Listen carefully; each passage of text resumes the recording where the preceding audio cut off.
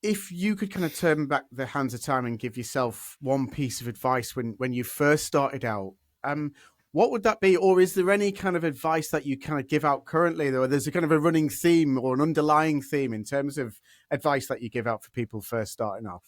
That's a great question. Yeah, I think we need to get into schools more.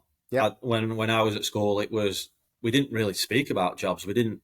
Yeah, like you said, it was unless your mum, your dad, or an uncle or something, you kind of were pushed down that avenue from my childhood anyway. But I think getting into schools more, showing them the array of opportunities in the construction industry, and if I'm that 17, 18-year-old person again, I won't be afraid to ask questions.